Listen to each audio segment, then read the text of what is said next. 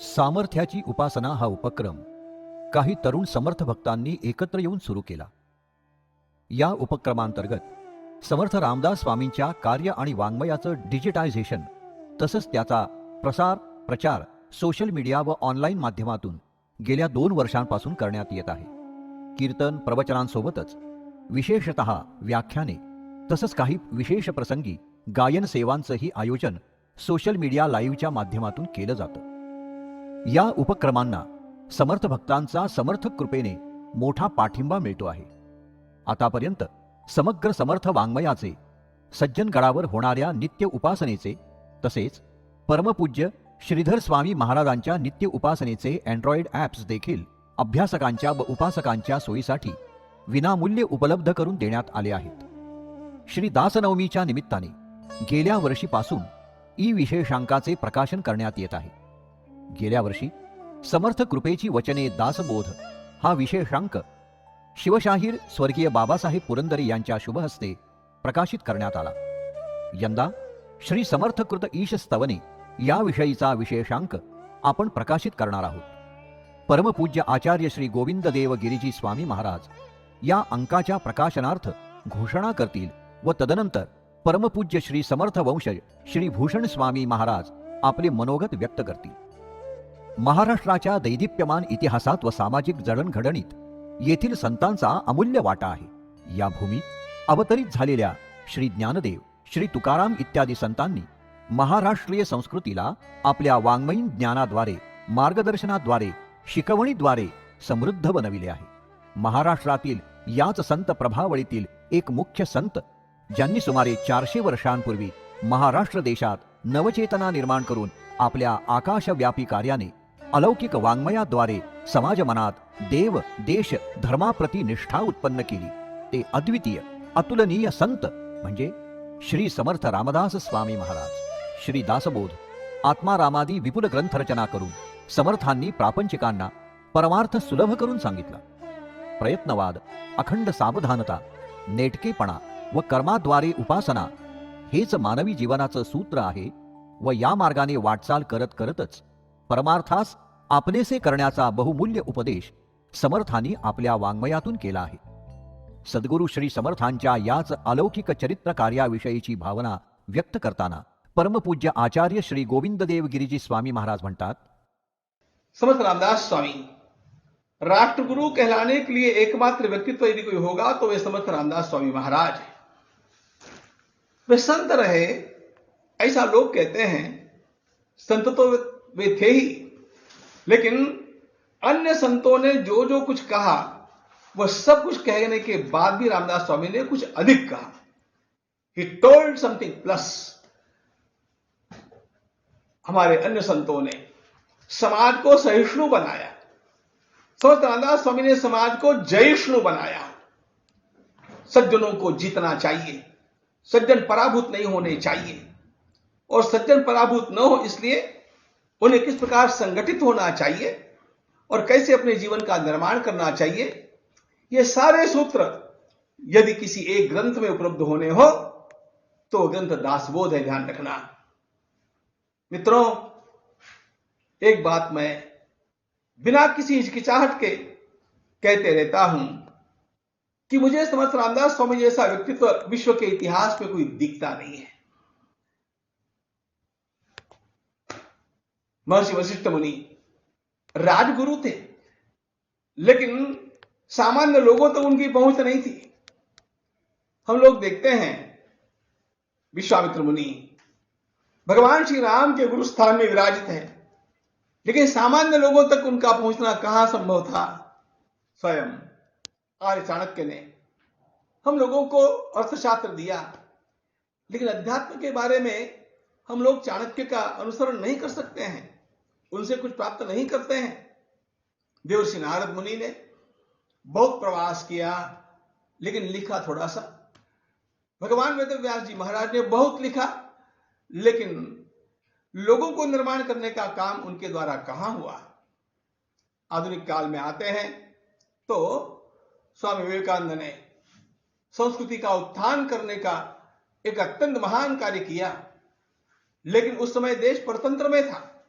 अंग्रेजों के विरोध में हम लोगों को क्या करना चाहिए, इसके लिए उनसे क्या मार्गदर्शन मिलता है। योगी अरविंद अत्यंत महान योगी और क्रांतिकारी भी रहे, लेकिन उनको समर्थ रामदास स्वामी जितना प्रवास करना कभी संभव था ही नहीं। हम लोग सब लोगों का विचार करने के पश्चात एक बात पर आते हैं कि इतना प्रखर विचार जो वेदों से आया हुआ और इतिहास से सिद्ध हुआ, इस देश का गौरव बढ़ाने वाला और लोगों के भीतर उत्तमोत्तम गुणों को निर्माण करने वाला, थोड़े शब्दों में कहूं तो छत्रपति शिवाजी महाराज जैसे लोगों को निर्माण करने वाला साहित्य यदि कोई दे सकता है तो केवल वे समर्थ रामदास स्वामी महाराज दे सकते हैं। और इसलिए उनके इन विचारों का अध्ययन होना चाहिए। आप इन सारे विचारों का अध्ययन करेंगे। मैं तो केवल आज उनके लिए और उनकी सेवा करने वाले आप लोगों के लिए आदरांजलि अर्पित करने के लिए ही यहां पर उपस्थित हूं। सद्गुरू श्री समर्थांचे हे वाङ्मयीन शब्दधन म्हणजे अज्ञानाच्या तिमिराकडून ज्ञानाच्या तेजाकडे नेणारा एक तेजो मार्गच आहे। याच वाङ्मयीन शब्दधनातील माणिक मोती म्हणजेच समर्थांनी रचलेली विविध देवतांची स्तवने, स्तोत्रे, आरत्या इत्यादी भावमधुर रचना। समर्थ रचित ही सर्व स्तोत्रे, आरत्या आपल्या नित्य उपासनेचा व पूजेचा अविभाज्य अंग बनून राहिलेले आहेत। धटासी आणावा धट, उद्धटासी पाहिजे उद्धट, खटनटासी खटनट अगत्य करी, असा रोखठोक विचार मांडणाऱ्या श्री समर्थांचे शब्द भगवंताची स्तुती करताना मात्र अतिशय मृदू आणि कोमल होतात। त्यांच्या शब्दातील आर्तता, करुणा आणि भगवंतावर त्याचा दास म्हणून असणारा अधिकार मात्र त्यांच्या शैलीनुसार तसाच जलप्रपातासारखा वाहत राहतो। श्री समर्थांच्या रचनांमधील हाच भाव आज आपली भावना देवापर्यंत पोहोचविताना सहाय्यभूत ठरतो। श्री समर्थ रचित या सर्वच आरत्या, स्तोत्रे आज ज्या पद्धतीने आपल्या पूजेस, उपासनेस परिपूर्ण करतात, त्यानुसार या रचना म्हणजे श्री समर्थांनी आपल्या सर्वांवर केलेली कृपाच आहे असं म्हटल्यास वावगं ठरणार नाही। विविध देवतांवर श्री समर्थांनी रचलेल्या अनेकोत्तम रसाळ काव्यांमधील याच भावनेचा आढावा नामवंत लेखकांच्या अभ्यासपूर्ण लेखांनी सजलेल्या या ई बुक स्वरूपातील विशेषांकाच्या माध्यमातून आपण घेतला आहे। श्री दासनवमीच्या पूर्वसंध्येस श्री समर्थांच्या आशीर्वादाने, रामरायाच्या असीम कृपेने हा अंक प्रकाशित होत आहे। यासाठी आज आपल्यावर श्री समर्थांच्या असलेल्या कृपेची साक्ष म्हणूनच परमपूज्य श्री गोविंददेव गिरिजी स्वामी महाराज आपल्यामध्ये उपस्थित आहेत। ते आता या विशेषांकाच्या प्रकाशनाची घोषणा करतील। जय जय रघुवीर समर्थ। आदरणीय प्रिय श्री श्रेयस पाटील यांचं मी अत्यंत अभिनंदन करतो की त्यांनी गेल्या वर्षी समर्थ कृपेची वचने, तो हा दासबोध हा दर्जेदार ग्रंथ प्रकाशित केला आणि यंदा समर्थ कृत ईशस्तवने या नावाचं सुंदर पुस्तक ते प्रकाशित करतायत, ज्यात अनेक लेखकांनी समर्थांनी कशा प्रकारे पांडुरंगाची, गणेशाची, भवानी मातेची, हनुमंताची, दत्तांचीही भक्ती जोपासली आणि महाराष्ट्राला त्याच्याबद्दलचं साहित्य दिलं, याचं सुंदर संकलन या ग्रंथामध्ये आहे। या ग्रंथाच्या प्रकाशनाची उद्घोषणा करण्यात मला मनस्वी आनंद होतो आहे। राष्ट्रगुरु समर्थ रामदास स्वामी महाराज की जय।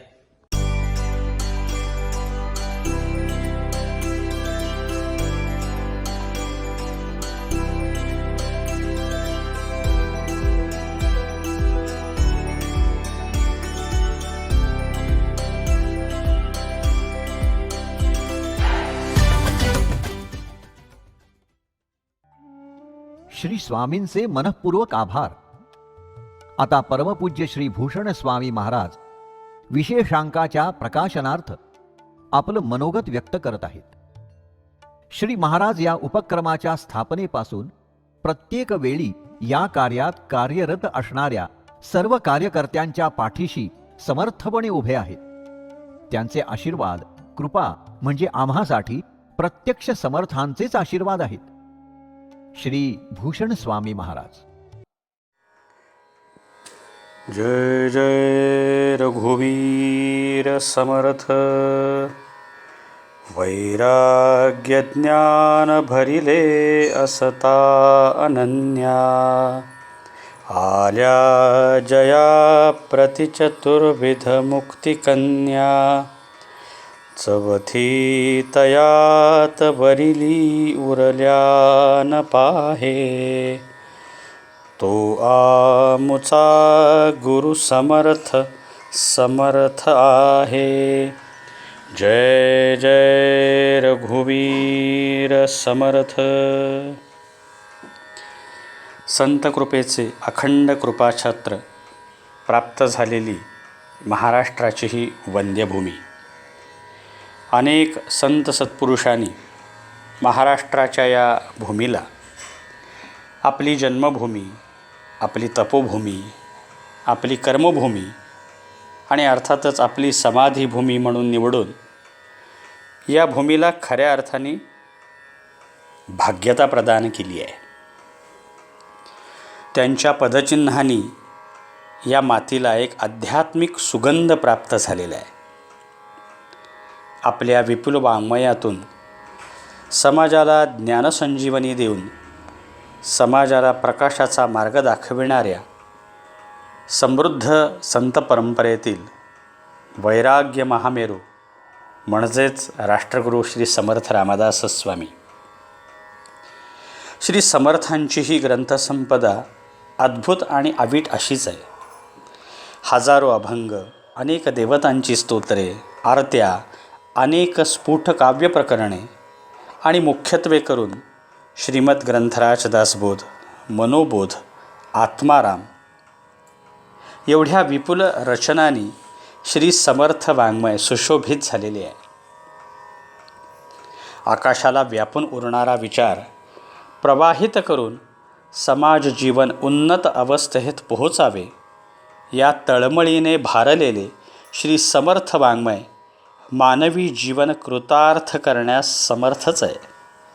श्री समर्थांनी विविध देवदेवतांवर रचलेल्या स्तुतीपर आणि त्यांच्या अवतार कार्यापर रचनांचा मागोवा घेणारा सामर्थ्याची उपासना यांचा हा दासनवमी विशेषांक. आधुनिक माध्यमांद्वारे श्री समर्थ वाङ्मयाचा प्रचार आणि प्रसार करण्याचे शिवधनुष्य पेलणाऱ्या सामर्थ्याची उपासना या कार्यात सहभागी असणाऱ्या सर्वही समर्थ सेवावर्तींच्या अथक परिश्रमातून साकार झालेला हा विशेषांक. मागील वर्षाच्या विशेषांकास उत्तम प्रतिसाद लाभला. या वर्षीचा हा अंकसुद्धा सर्वही साधक समर्थ भक्तांना आनंद प्राप्त करून देईल यात शंका नाही. या अंकाच्या निर्मितीसाठी कार्यरत असणाऱ्या सर्वही समर्थ भक्तांच्या प्रती श्री समर्थांचे उत्तम आशीर्वाद त्यांना लाभावे व यापुढेही अशीच श्री समर्थ वाङ्मयाची सेवा त्यांच्याकडून श्री समर्थांनी करून घ्यावी अशी श्री समर्थांच्या चरणी प्रार्थना करतो आणि या समर्थ सेवा कार्याला माझ्या अंतःकरणापूर्वक शुभेच्छा देतो. जय जय रघुवीर समर्थ. सामर्थ्याची उपासनाच्या संपूर्ण टीमतर्फे आचार्य श्री गोविंददेव गिरिजी स्वामी महाराज व श्री भूषण स्वामी महाराज यांचे मनापासून आभार. सर्व समर्थ भक्तांना हा दासनवमी विशेषांक डिस्क्रिप्शनमध्ये दिलेल्या लिंकवरून डाउनलोड करून वाचनासाठी उपलब्ध होईल. जय जय रघुवीर समर्थ.